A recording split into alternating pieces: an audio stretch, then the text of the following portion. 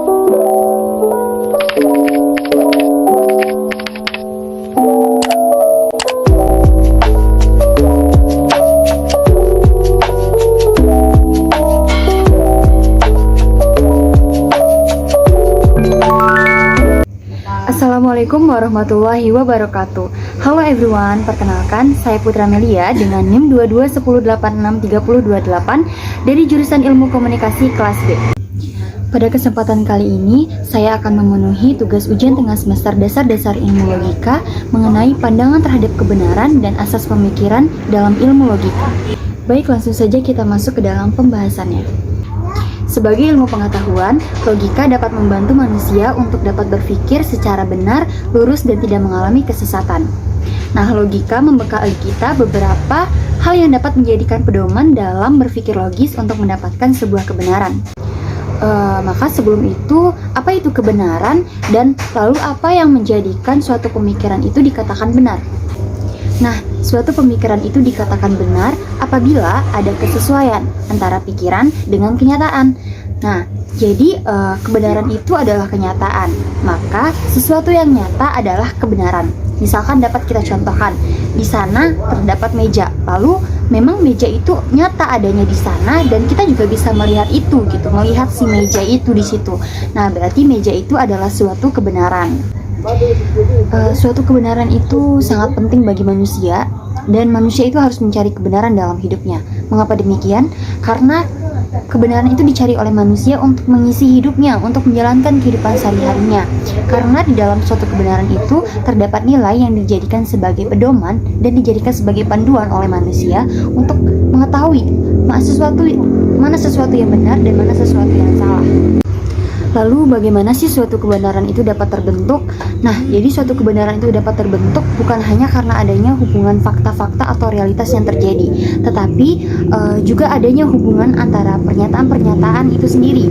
Dengan kata lain, suatu kebenaran itu dikatakan benar atau suatu pernyataan itu dapat dikatakan benar apabila konsisten dengan pernyataan-pernyataan yang terlebih dahulu kita terima dan kita ketahui kebenarannya. Lalu, apa yang mendukung sesuatu itu dapat dikatakan benar?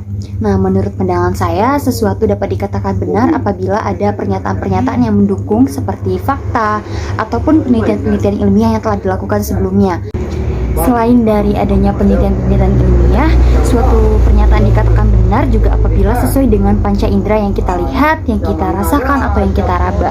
Misalkan, contohnya adalah telur itu berbau anyir, atau darah itu berwarna merah, atau saya Putri seorang perempuan. Nah, itu adalah benar kenyataannya karena sesuai dengan panca indera yang kita lihat, yang kita rasakan, ataupun yang kita raba. Untuk mendapatkan sebuah kebenaran, kita harus terlebih dahulu mematuhi rambu-rambu yang ada. Nah, rambu-rambu tersebut adalah asas-asas pemikiran. Asas-asas pemikiran ini dijadikan sebagai titik pangkal dari mana sesuatu itu muncul dan dimengerti. Nah, asas-asas pemikiran dalam sebuah kebenaran ini dibagi menjadi beberapa macam, di antaranya yang pertama adalah asas primer. Asas primer terdiri dari ada asas identitas. Asas identitas ini adalah asas yang dijadikan dasar bagi asas-asas yang lainnya. Kita tidak bisa berpikir tanpa asas ini. Nah, asas ini tuh tampak pada pengakuan bahwa benda ini adalah benda ini, bukan benda itu atau bukan benda lainnya. Nah, asas ini tuh apabila diakui, maka semua kesimpulan lain yang ditarik dari pengakuan itu juga harus diakui. Lalu apabila sesuatu diakui dan ternyata kesimpulan yang ditarik daripadanya itu dibantah, maka hal tersebut menyatakan bahwa pengakuan tadi dibatalkan. Karena pada asas ini tidak dapat sesuatu diakui dan serentak pula dibantah. Nah, contohnya dalam kehidupan sehari-hari dapat kita lihat dari gula itu manis, bukan asam, bukan pahit. Atau kursi itu adalah kursi, bukan meja ataupun bukan lemari.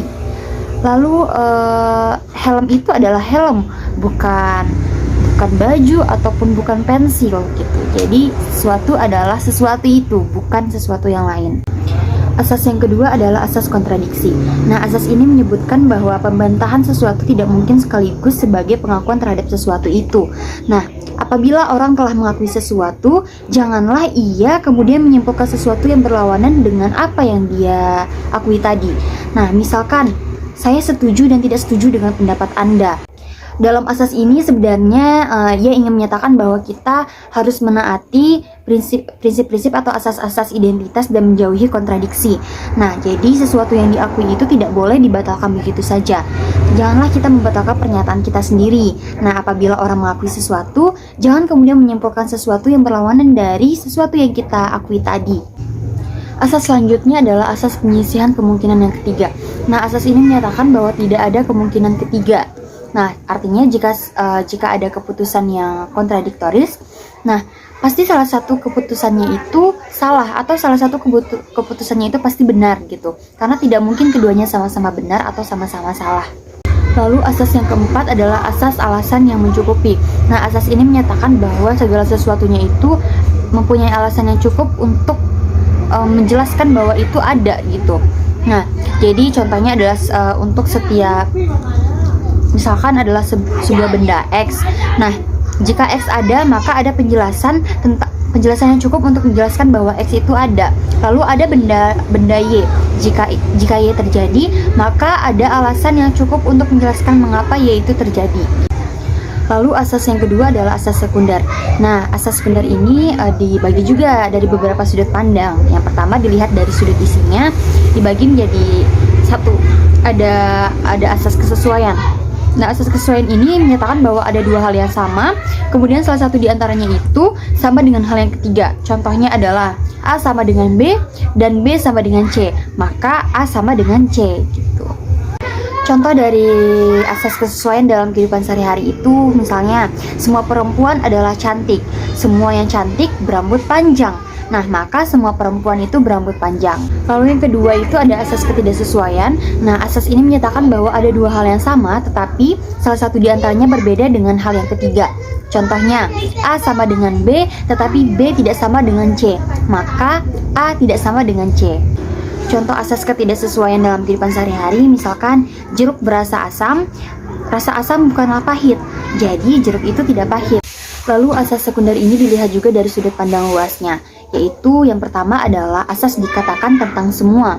Nah, apapun yang secara universal diterapkan pada seluruh lingkungan suatu subjek juga boleh diterapkan kepada semua bawahannya.